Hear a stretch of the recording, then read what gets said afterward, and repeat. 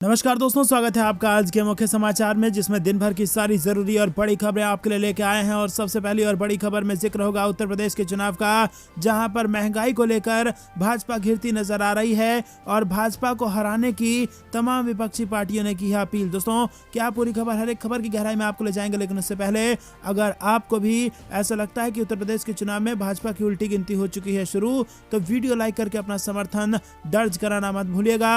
हर रोज की तरह आज भी 2000 लाइक का लक्ष्य है दोस्तों। सभी लोग एकजुट होकर के इस लक्ष्य को पार करने में मदद कराएं, अपना समर्थन दर्ज कराएं। और अगर चैनल पर नए हैं तो लाल बटन को दबा के चैनल को सब्सक्राइब करके रख लीजिए, ताकि हर रोज की यूपी चुनाव की जुड़ी बड़ी खबरें आप तक फटाफट पहुंचती रहे। तो दोस्तों, बिना समय बर्बाद किए रुक करते हैं आज की बड़ी सुर्खियों। कांग्रेस का तंज, मोदी है तो महंगाई है, 5 राज्यों के वोटरों से अपील, मूल्य वृद्धि पर लगाम लगाने के लिए भाजपा को हराएं।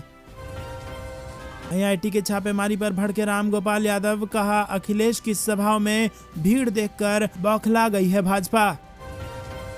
मंत्री सुभाष गर्ग का बड़ा बयान, बोले बीजेपी का पश्चिम बंगाल जैसा होगा आगामी चुनावों में हाल, भाजपा में सीएम पद की दौड़ में 8 नेता।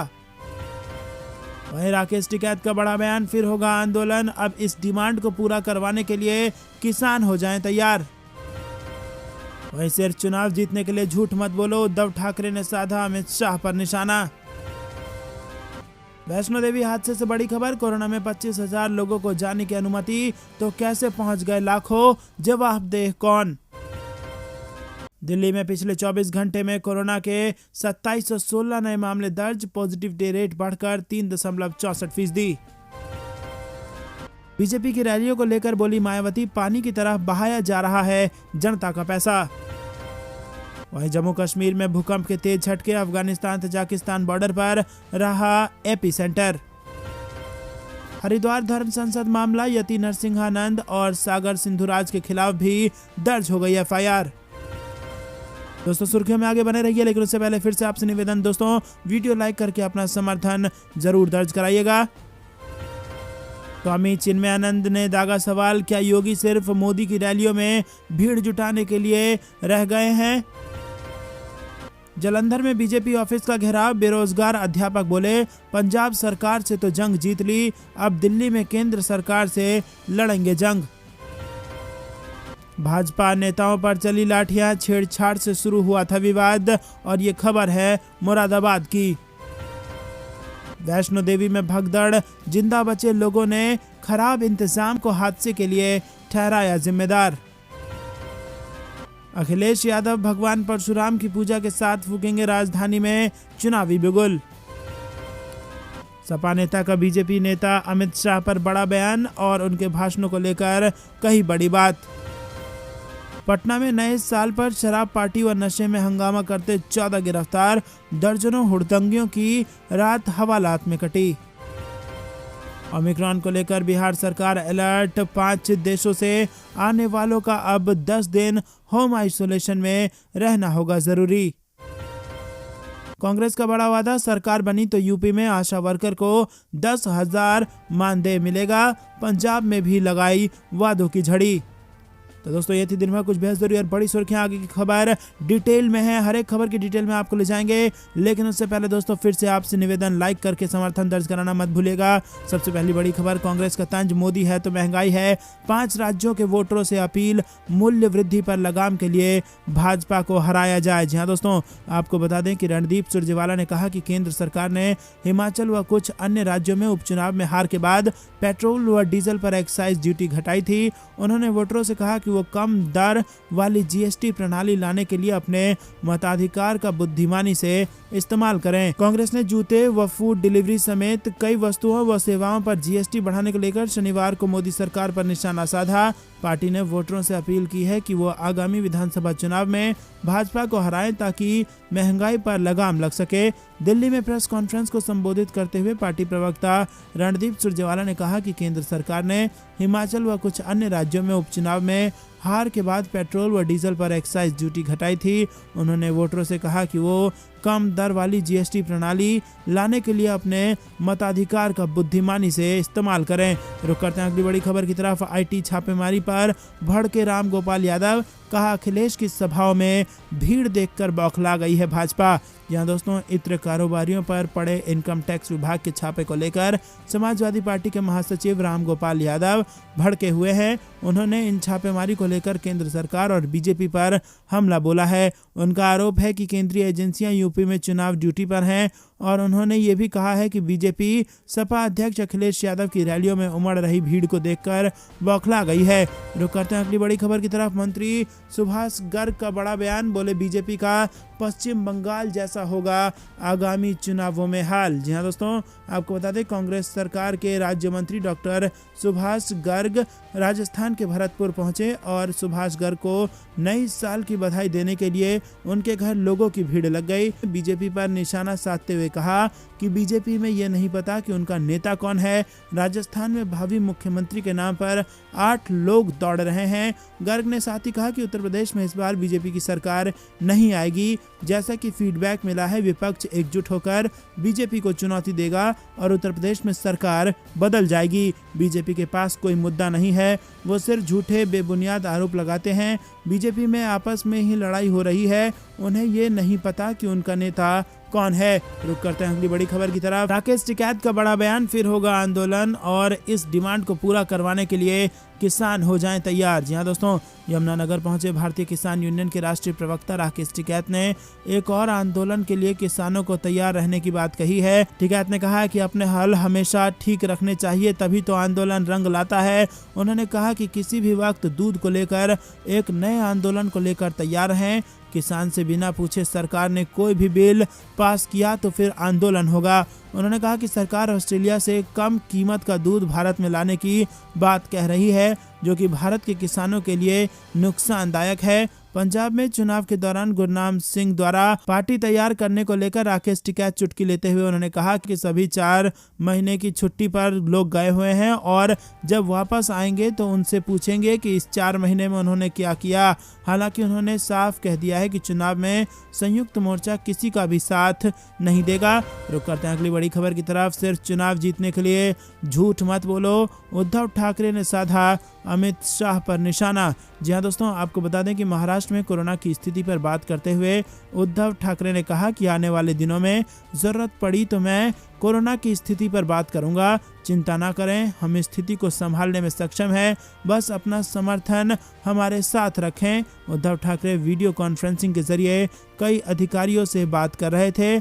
देश के 5 राज्यों में चुनाव है, ऐसे में सभी राजनीतिक कमर कस ली है। जहां एक तरफ पक्ष विपक्ष का एक दूसरे पर शब्दों से निशाना साधा जा रहा है, तो वहीं दूसरी तरफ महाराष्ट्र में उद्धव ठाकरे ने अमित शाह को लेकर बयान दिया है। उद्धव ठाकरे ने केंद्रीय गृह मंत्री पर निशाना साधते हुए कहा कि वर्तमान में कई नेता ऐसे हैं जो चुनाव के दौरान आम आदमी से चांद सितारों का वादा करते हैं और फिर बाद में वादों को भूल जाते हैं। जब लोग पूछते हैं कि आपने चांद तारों का वादा किया था, तो ये नेता कहते हैं कि चुनाव के दौरान ऐसी बातें कही जाती है, लेकिन शिवसेना ऐसी नहीं है। ये कभी भी उन वादों का पेशकश नहीं करेगी जिन्हें पूरा नहीं किया जा सकता। रुक करते हैं अगली बड़ी खबर की तरफ, जो कि वैष्णो देवी हादसे से जुड़ी आ रही है। कोरोना में 25,000 लोगों को जाने की अनुमति थी, तो कैसे पहुंच गए लाखों लोग? इसका जवाब देह कौन होगा? जी हाँ दोस्तों, आपको बता दें कि माता वैष्णो देवी के दरबार में नए साल पर रात करीब 2:45 पर भारी भीड़ के बीच मची भगदड़ में 12 श्रद्धालुओं की मौत हो गई है, जबकि 15 अन्य घायल हो गए हैं। मरने वालों में ज्यादातर लोग उत्तर प्रदेश और दिल्ली के हैं। यह हादसा गर्भगृह के बाहर गेट नंबर 3 के पास हुआ। उपराज्यपाल मनोज सिन्हा ने घटना की जांच के आदेश दिए हैं। उधर हादसे के बाद सवाल उठ रहे हैं कि जब कोरोना के कारण 25,000 श्रद्धालुओं को जाने की अनुमति थी, तो बेतहाशा भीड़ कैसे पहुंच गई? इस लापरवाही का आखिर जिम्मेदार कौन है? रुक करते हैं अगली बड़ी खबर की तरफ। दिल्ली में पिछले 24 घंटे में कोरोना के 2716 नए मामले दर्ज, पॉजिटिविटी रेट बढ़कर 3.64%। जी हाँ दोस्तों, दिल्ली में कोरोना ने अपनी रफ्तार बहुत तेज कर ली है और यहाँ पिछले 24 घंटे में कोरोना के 2716 नए मामले दर्ज किए गए हैं। इसी हफ्ते के अंदर दिल्ली में पॉजिटिविटी रेट कई गुना बढ़ गई है और अब दिल्ली की सकारात्मकता दर 3.64% पर पहुंच चुकी है। आपको बता दें कि दिल्ली का पॉजिटिविटी रेट 2.44% था। इससे पहले गुरुवार को दिल्ली में 1313 केस सामने आए थे, जो मई 2021 के बाद एक दिन में सबसे ज्यादा केस थे। रुक करते हैं अगली बड़ी खबर की तरफ। बीजेपी की रैलियों को लेकर बोली मायावती, पानी की तरह बहाया जा रहा है जनता का पैसा। जी हां दोस्तों, बहुजन समाज पार्टी की अध्यक्ष मायावती ने केंद्र और उत्तर प्रदेश में भारतीय जनता पार्टी की सरकार पर चुनाव से ठीक पहले सरकारी खर्च से भारी भरकम रैलियां आयोजित कर जनता का पैसा बर्बाद करने का आरोप लगाया है। मायावती ने शनिवार को जारी बयान में देशवासियों को नए साल की बधाई देते हुए कहा कि केंद्र और राज्यों की सत्ता पर काबिज भाजपा और कांग्रेस की यह फितरत है कि चुनाव की घोषित होने से 2-2.5 महीने पहले ये दल ताबड़तोड़ हवाई घोषणाएं और शिलान्यास की आड़ में अपनी चुनावी जनसभाएं करते हैं। रुक करते हैं अगली बड़ी खबर की तरफ। जम्मू कश्मीर में भूकंप के तेज झटके, अफगानिस्तान तजाकिस्तान बॉर्डर पर रहा इसका एपिसेंटर। जम्मू कश्मीर में भूकंप के तेज झटके महसूस किए गए हैं और शाम को आए इस भूकंप की तीव्रता 5.1 मापी गई है। इस भूकंप का एपिसेंटर अफगानिस्तान तजाकिस्तान बॉर्डर रहा है और अभी तक कोई जान माल की हानि नहीं हुई है और किसी तरह के नुकसान की भी कोई खबर नहीं है। रुक करते हैं अगली बड़ी खबर की तरफ। सपा सुप्रीमो अखिलेश यादव का ऐलान, अगर बनी समाजवादी पार्टी की सरकार तो देंगे ये बड़ी खुशखबरी। जी हां दोस्तों, समाजवादी पार्टी सुप्रीमो अखिलेश यादव ने लखनऊ में शनिवार को प्रेस वार्ता करते हुए प्रदेश की योगी सरकार के खिलाफ एक बार फिर आयकर विभाग की छापेमारी कार्रवाई पर तंज कस दिया है। उन्होंने कहा है कि प्रदेश में जब भाजपा को हार का डर सताने लगा तो वो अपनी दूसरी टीम लेकर आ गई। यूपी के पूर्व मुख्यमंत्री अखिलेश यादव ने साल के पहले दिन मीडिया से कहा कि समाजवादियों को फर्जी परेशान किया जा रहा है, समाजवादियों पर झूठे केस लगाए जा रहे हैं। उन्होंने अपनी पार्टी के पुराने नेताओं का जिक्र करते हुए कहा कि हम समाजवादियों ने हमेशा ही प्रदेश की भलाई के लिए काम किया है। भाजपाइयों ने साल 2021 को खराब करने की कोशिश की है और इस बीच सपा सुप्रीमो अखिलेश यादव ने कहा कि चुनाव जीतने पर प्रदेश में 300 यूनिट बिजली को फ्री कर दिया जाएगा, किसानों के लिए सिंचाई की मुफ्त योजना लाई जाएगी। तो दोस्तों 300 यूनिट बिजली कर दिया जाएगा फ्री और सिंचाई के लिए भी लाई जाएगी ये बड़ी योजना। रुक करते हैं अगली बड़ी खबर की तरफ। अरुणाचल प्रदेश में चीन के कदम पर कांग्रेस ने दागे पीएम मोदी पर सवाल, मिस्टर 56 इंच बताकर लगाया चुप्पी साधने का आरोप। जी हां दोस्तों, कांग्रेस ने चीन की ओर से अरुणाचल प्रदेश के 15 स्थानों का नाम अपनी भाषा में करने और इस राज्य को दक्षिण तिब्बत कहने संबंधी खबरों पर प्रधानमंत्री नरेंद्र मोदी की चुप्पी पर शुक्रवार को सवाल उठाया। कांग्रेस के पूर्व अध्यक्ष राहुल गांधी ने चीन के इस कदम संबंधी खबरों का जिक्र करते हुए ट्विटर पर कहा कि अभी कुछ दिनों पहले हम 1971 के युद्ध में भारत की गौरवपूर्ण जीत को याद कर रहे थे। देश की सुरक्षा और विजय के लिए सूझबूझ और मजबूत फैसलों की जरूरत होती है, खोखले जुमलों से जीत नहीं मिलती। अगली बड़ी खबर की तरफ। महाराष्ट्र में बढ़ेगी पाबंदियां, 10 मंत्री और 20 से ज्यादा विधायक हुए कोविड पॉजिटिव। जी हां दोस्तों, आपको बता दें कि महाराष्ट्र में कोरोना का कहर थमने का नाम नहीं ले रहा है और आम लोगों के साथ महाराष्ट्र सरकार के मंत्रियों को भी कोरोना अपनी चपेट में ले रहा है। महाराष्ट्र के डिप्टी सीएम अजीत पवार ने बताया कि राज्य के 10 मंत्री कोविड। पवार ने कहा कि मंत्रियों के अलावा राज्य के 20 से ज्यादा विधायक भी कोरोना पॉजिटिव पाए गए हैं। उन्होंने कहा कि अगर राज्य में इसी तरह से कोरोना के मरीज बढ़ते गए तो राज्य सरकार सूबे में और अधिक पाबंदियां लगा सकती है। बता दें कि महाराष्ट्र के नगर विकास राज्य मंत्री प्रजाक्त तनपुरे, ट्राइबल डेवलपमेंट मिनिस्टर केसी पाडवी, शिक्षा मंत्री और इसी के साथ 10 मंत्री हैं जो कोरोना पॉजिटिव हो चुके हैं। आपको बता दें कि महाराष्ट्र में शुक्रवार को कोविड-19 के 8,067 नए मामले सामने आए थे, जो एक दिन पहले के मुकाबले करीब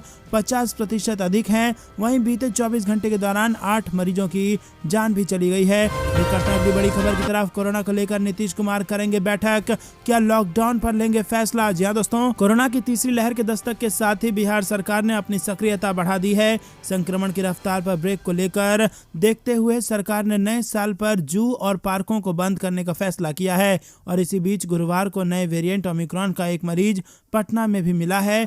इसको देखते हुए शुक्रवार को सीएम नीतीश कुमार इसको लेकर बैठक करेंगे। पत्रकारों से बात करते हुए सीएम नीतीश कुमार ने और क्या कुछ कहा वो हम आपको बता दें दोस्तों कि यहाँ पर लॉकडाउन की भी संभावना है कि बिहार में लॉकडाउन लगाया जा सकता है। कोरोना का संक्रमण बढ़ रहा है बिहार में, उसको लेकर Nitish Kumar high level meeting करने करने वाले हैं। तीसरी लहर के दस्तक के बीच मुख्यमंत्री नीतीश कुमार लॉकडाउन पर बड़ा फैसला ले सकते हैं। रुक करते हैं अगली बड़ी खबर की तरफ। कृपया राजनीतिक पार्टी ध्यान दें, प्रचार खर्च के नियम न मानने पर चुनाव आयोग चलाएगा चाबुक। जी हाँ दोस्तों, उत्तर प्रदेश में होने जा रहे विधानसभा चुनाव 2022 को लेकर चुनाव आयोग की तैयारी अब अंतिम चरण में है और चुनाव खर्च के लिए बनाए गए नियमों को लेकर भी आयोग ने सख्त निर्णय ले लिए हैं और इन नियमों का पालन न करने पर उम्मीदवार पर गाज गिरना तय होगा। चुनाव जीतने के लिए प्रत्याशी हर तरह के हथकंडे अपना लेते हैं, खासकर चुनाव खर्च के तय मानकों के ऊपर जाकर चुनाव लड़ा जाता है, मगर इस बार ऐसा करना मुश्किल होगा। दरअसल आयोग की ओर दी गई जानकारी के मुताबिक प्रदेश में होने जा रहे विधानसभा चुनावों में अगर उम्मीदवार ने चुनाव खर्च से संबंधित केंद्रीय चुनाव आयोग के नियमों का पालन नहीं किया तो उसके खिलाफ FIR दर्ज होगी और उसके प्रचार वाहनों का जारी पास वापस ले लिया जाएगा। ये बात आयोग ने सभी राजनीतिक दलों के प्रतिनिधियों को बता दी है। हाल ही में आपको बता दें कि लखनऊ में सभी राजनीतिक दलों के प्रतिनिधियों के मुख्य चुनाव आयुक्त ने बैठक की थी। वहीं प्राप्त जानकारी के अनुसार राजनीतिक दलों के प्रतिनिधियों से कहा गया है कि वह टिकट देने के समय ही अपने उम्मीदवारों को इस बारे में अच्छी तरह से समझा दें कि नामांकन के एक दिन पहले चुनाव खर्च का हिसाब किताब रखने के लिए एक पृथक बैंक खाता जरूर खुलवा लें। चुनाव से संबंधित सारे लेन देन उसी बैंक खाते से ही किए जाएंगे और इस खाते से एक दिन में 10,000 रुपए से ज्यादा का नगद भुगतान नहीं किया जाए। बड़ी खबर की तरफ, जिसमें आपको बता दें कि पार्टी का होर्डिंग, पोस्टर और बैनर फाड़ने से भाजपा आक्रोशित। जी हां दोस्तों, भाजपा जनविश्वास यात्रा के आगमन से एक दिन पूर्व सड़क मार्ग के अगल बगल लगे पार्टी के कई नेताओं की होर्डिंग, पोस्टर और बैनर अज्ञात अराजक तत्वों द्वारा उसे फाड़ कर फेंक दिया गया। दूसरे दिन सुबह देख भाजपाई आक्रोशित हो गए और इसकी शिकायत थाने पर की गई। मामले में पुलिस कई लोगों को हिरासत में लेकर पूछताछ कर रही है। दोस्तों रुक करते हैं अगली बड़ी खबर की तरफ। धर्म संसद में नफरती भाषण के खिलाफ एक्शन की उठ गई है मांग। 100 से ज्यादा प्रमुख हस्तियों ने लिखी राष्ट्रपति और प्रधानमंत्री को चिट्ठी। जी हाँ दोस्तों, उत्तराखंड के हरिद्वार और दिल्ली में आयोजित धर्म संसद में विवादित भाषणों की शिकायत राष्ट्रपति रामनाथ कोविंद और प्रधानमंत्री नरेंद्र मोदी तक पहुंच गई है। 3 पूर्व सेना प्रमुखों समेत 100 से ज्यादा अन्य लोगों ने राष्ट्रपति को चिट्ठी लिखकर मामले का संज्ञान लेने की अपील की है। चिट्ठी पर दस्तखत करने वालों में पूर्व सैन्य अधिकारी, नौकरशाह और कई जानी मानी शख्सियतें शामिल हैं।